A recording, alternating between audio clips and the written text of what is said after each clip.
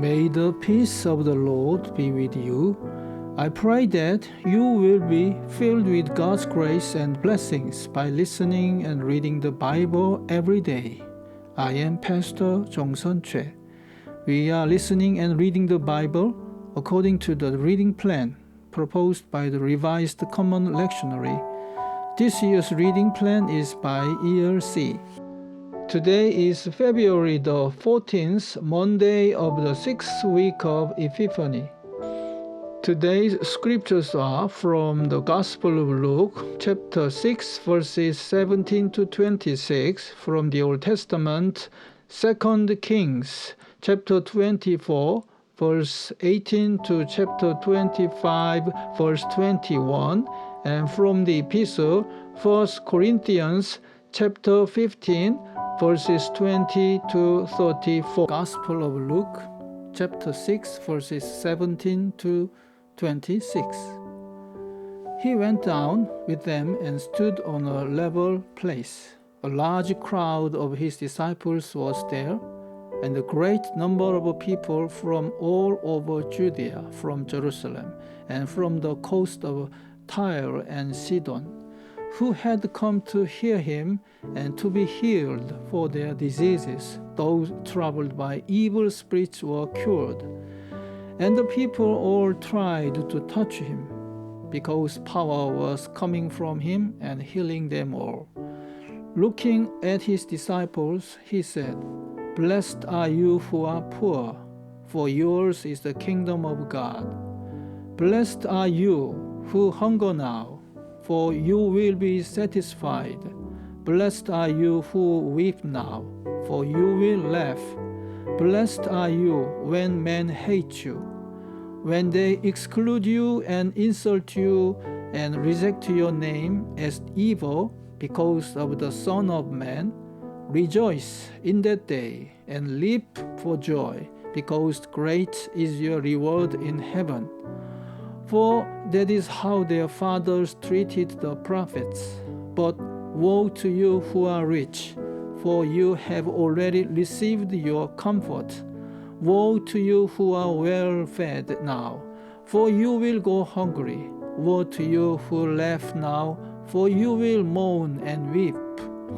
Woe to you when all men speak well of you, for that is how their fathers treated the false prophets." Amen. Zedekiah was 21 years old when he became king, and he reigned in Jerusalem 11 years. His mother's name was Hamutal, daughter of Jeremiah. She was from Libnah. He did evil in the eyes of the Lord, just as Jehoiakim had done. It was because of the Lord's anger that all this happened to Jerusalem and Judah, and in the end he thrust them from his presence. Now Zedekiah rebelled against the king of Babylon. So in the 9th year of Zedekiah's reign, on the 10th day of the 10th month, Nebuchadnezzar, king of Babylon, marched against Jerusalem with his whole army. He encamped outside the city and built siege works all around it. The city was kept under siege until the 11th year of King Zedekiah. By the 9th day of the 4th month, the famine in the city had become so severe that there was no food for the people to eat. Then the city wall was broken through, and the whole army fled at night through the gate between the two walls near the king's garden. Though the Babylonians were surrounding the city, they fled toward the Arabah. But the Babylonian army pursued the king and overtook him in the plains of Jericho. All his soldiers were separated from him and scattered, and he was captured. He was taken to the king of Babylon at Libnah, where sentence was pronounced on him. They killed the sons of Zedekiah before his eyes. Then they put out his eyes, bound him with bronze shackles, and took him to Babylon.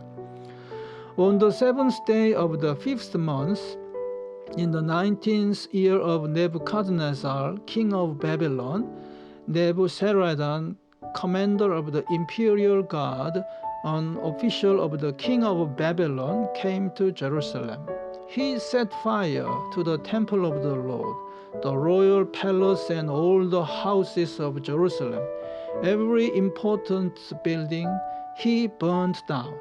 The whole Babylonian army, under the commander of the imperial guard, broke down the walls around Jerusalem.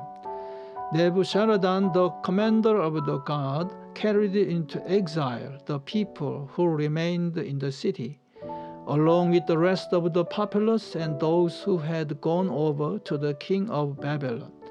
But the commander left behind some of the poorest people of the land to work the vineyards and fields.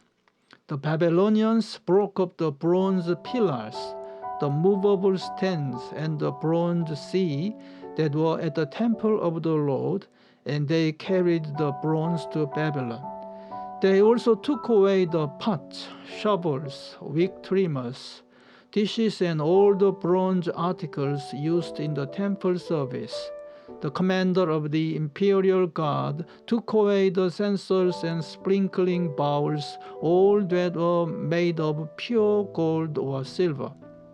The bronze from the two pillars, the sea, and the movable stands which Solomon had made for the temple of the Lord was more than could be weighed. Each pillar was 27 feet high. The bronze capital on top of one pillar was 4.5 feet high and was decorated with a network and pomegranates of bronze all around. The other pillar with its network was similar. The commander of the guard took as prisoners Seraiah the chief priest, Zephaniah the priest next in rank, and the 3 doorkeepers. Of those still in the city, he took the officer in charge of the fighting men and 5 royal advisers.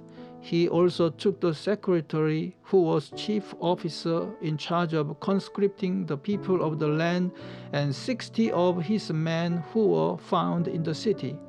Nebuzaradan, the commander, took them all and brought them to the king of Babylon at Limnah. There at Limnah, in the land of Hamath, the king had them executed. So Judah went into captivity away from her land. Amen.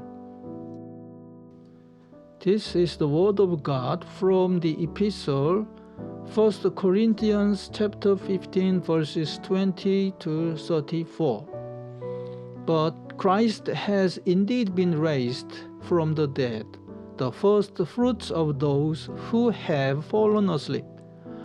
For since death came through a man, the resurrection of the dead comes also through a man. For as in Adam all die, so in Christ all will be made alive, but each in his own turn. Christ the first fruits, then when he comes, those who belong to him. Then the end will come, when he hands over the kingdom to God the Father, after he has destroyed all dominion, authority, and power. For he must reign until he has put all his enemies under his feet. The last enemy to be destroyed is death. For he has put everything under his feet. Now when it says that everything has been put under him, it is clear that this does not include God himself, who put everything under Christ. When he has done this, then the Son himself will be made subject to him who put everything under him, so that God may be all in all. Now if there is no resurrection, what will those do who are baptized for the dead? If the dead are not raised at all, why are people baptized for them? And as for us, why do we endanger ourselves every hour? I die every day. I mean that, brothers, just as surely as I glory over you in Christ Jesus our Lord. If I fought while the feast in Ephesus for merely human reasons, what have I gained? If the dead are not raised, let us eat and drink, for tomorrow we die. Do not be misled. Bad company corrupts good character. Come back to your senses as you ought, and stop sinning, for there are some who are ignorant of God. I say this to your shame. Amen. This is the word of God for today. Thanks be to God. May I bless you for today. The Lord bless you and keep you. The Lord make his face shine upon you and be gracious to you. The Lord turn his face toward you and give you peace. Amen.